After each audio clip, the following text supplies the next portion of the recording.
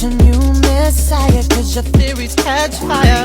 I can't find your silver lining. I don't mean to judge, but when you... Assalamualaikum warahmatullahi wabarakatuh. Baik, di sini saya akan menjelaskan tentang pengertian lipogenesis dan lipolisis. Nah, proses lipogenesis merupakan suatu proses sintesis asam lemak dan trigliserida dari prekursor sederhana seperti asetil-CoA. Nah, jadi proses ini terjadi terutama di hati dan jaringan adiposa. Jadi ketika tubuh kelebihan energi, terutama dari karbohidrat atau protein yang diubah menjadi lemak. Nah, dalam sel adiposa ini, glukosa itu dapat diubah menjadi gliserol 3-fosfat dan asetil-CoA.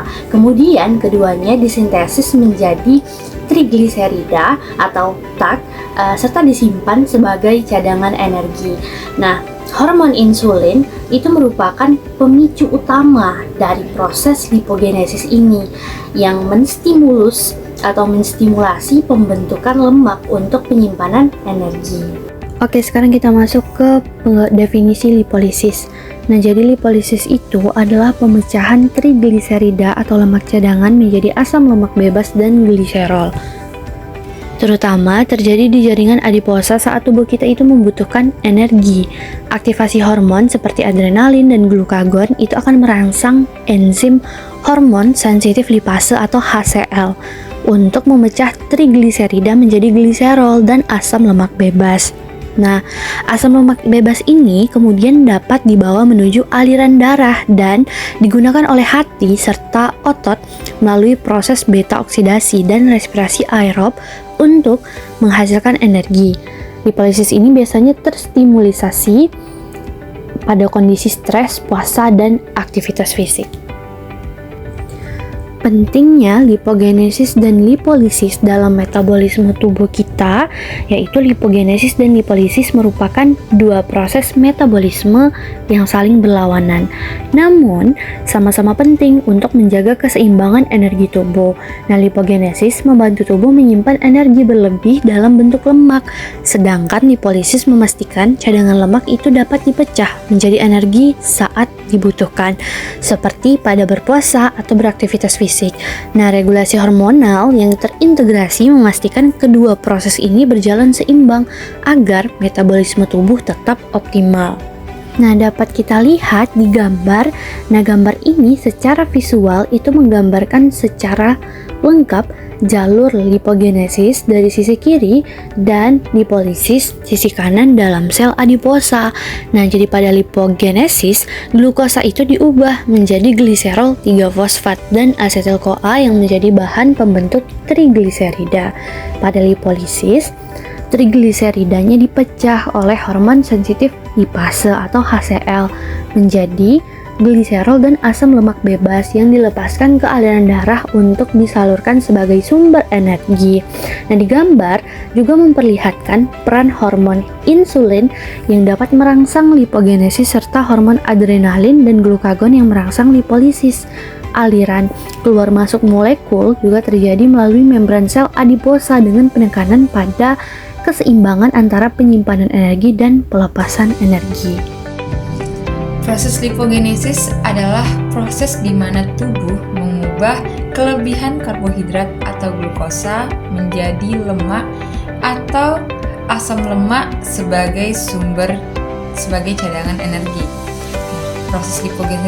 Proses lipogenesis ini berlangsung di hati dan terjadi di sitoplasma sel. Nah, pada tahap pertama, glukosa dari makanan masuk ke dalam sel dan dipecah menjadi pirufat dalam proses glikolisis. Selanjutnya, pirufat masuk ke mitokondria dan diubah menjadi asetil-CoA.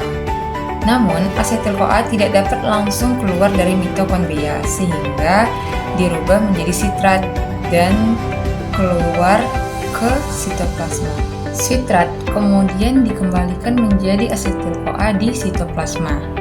Selanjutnya pada tahap kedua, asetil-CoA bereaksi dengan karbon dioksida melalui enzim asetil-CoA karboksilase membentuk malonyl-CoA. Proses ini membutuhkan ATP dan biotin, vitamin B7. Malonyl-CoA ini merupakan bahan utama untuk memperpanjang rantai asam lemak. Selanjutnya, pada tahap ketiga, sintesis asam lemak dilakukan oleh enzim asam lemak sintase. Enzim ini melakukan serangkaian reaksi secara siklik untuk menghasilkan asam lemak rantai panjang.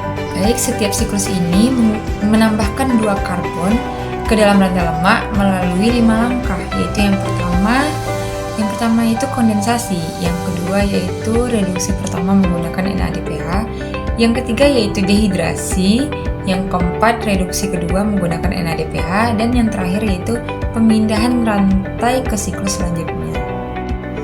Siklus terjadi sebanyak 7 kali, menghasilkan asam palmitat dengan 16 karbon. NADPH berperan sebagai sumber elektron dan energi dalam reaksi reduksi. Selanjutnya, pada tahap keempat, asam lemak yang terbentuk akan diesterifikasi dengan gliseril membentuk trigliserida yang disimpan di dalam jaringan sebagai cadangan energi. Hormon insulin berfungsi untuk mengaktifkan proses lipogenesis ini setelah makan, dan glukagon akan menghambatnya saat kita berpuasa. Oke, selanjutnya itu adalah proses lipolisis. Nah, proses lipolisis ini adalah mekanisme percobaan cadangan lemak di dalam tubuh, terutama trigliserida, yang akan menjadi komponen yang lebih sederhana, yaitu asam lemak bebas dan gliserol. Nah, dalam kondisi ini, hormon seperti glukagon dan adrenalin itu berperan penting, di mana hormon tersebut akan mengaktifkan enzim hormon sensitif lipase melalui jalur CAMP dan protein kinase. Nah, kemudian enzim ini itu akan memecah trigliserida menjadi 3 molekul asam lemak bebas dan 1 molekul gliserol. Nah, dalam hal ini asam lemak bebas ini akan dilepaskan ke dalam darah dan diangkut oleh protein albumin menuju jaringan otot untuk digunakan sebagai sumber energi. Nah, sementara itu, si gliserol ini akan masuk ke hati atau ginjal lalu dimanfaatkan dalam proses gluconeogenesis untuk menghasilkan glukosa baru. Nah, oleh karena itu, lipolisis ini merupakan proses penting yang memungkinkan tubuh menggunakan cadangan lemak sebagai bahan bakar atau sumber energi, terutama ketika asupan energi dari karbohidrat itu sendiri terbatas. Sekarang saya akan menjelaskan gambar tentang pemanfaatan produk lipolisis dalam pembentukan energi. Seperti yang terlihat, hasil lipolisis ada 2, yaitu asam lemak bebas dan gliserol. Nah, pertama kita lihat bagian kiri gambar nih. Asam lemak bebas masuk ke dalam mitokondria dan mengalami proses beta oksidasi. Nah, dari proses ini dihasilkan asetil CoA yang kemudian masuk ke siklus Krebs untuk menghasilkan energi dalam bentuk ATP. Jadi, jalur ini menghasilkan energi secara langsung dan efisien. Kemudian di bagian kanan gambar ada gliserol. Nah, gliserol akan masuk ke jalur glikolisis dan selanjutnya ke gluconeogenesis di hati untuk membentuk glukosa. Nah, glukosa ini bisa digunakan oleh sel-sel tubuh, terutama otak dan sel darah merah sebagai sumber energi utama. Jadi, dari gambar ini bisa kita simpulkan bahwa hasil lipolisis memiliki 2 peran penting, yaitu yang pertama ada asam lemak bebas menghasilkan ATP melalui beta oksidasi dan siklus Krebs, sedangkan gliserol membantu menghasilkan glukosa melalui gluconeogenesis, dan keduanya sama-sama berfungsi untuk menjaga tubuh agar mendapatkan energi, terutama saat kekurangan karbohidrat. Lipolisis adalah proses pemecahan lemak menjadi asam lemak dan gliserol untuk menghasilkan energi. Sedangkan lipogenesis adalah proses pembentukan lemak yang berlebih karena glukosa atau asam lemak. Saat diet atau puasa, lipolisis meningkat sehingga tubuh dapat menggunakan cadangan lemak sebagai sumber energi yang bermanfaat untuk menjaga keseimbangan energi dan menurunkan berat badan. Namun bila proses lipolisis dan lipogenesis ini terganggu, misalnya akibat pola makan yang berlebih nih, atau resistensi insulin, maka terjadi penimbunan lemak berlebihan di jaringan tubuh. Nah, kondisi inilah yang dapat memicu obesitas, sindrom metabolik, dan resistensi insulin. Inilah yang meningkatkan resiko penyakit jantung dan diabetes.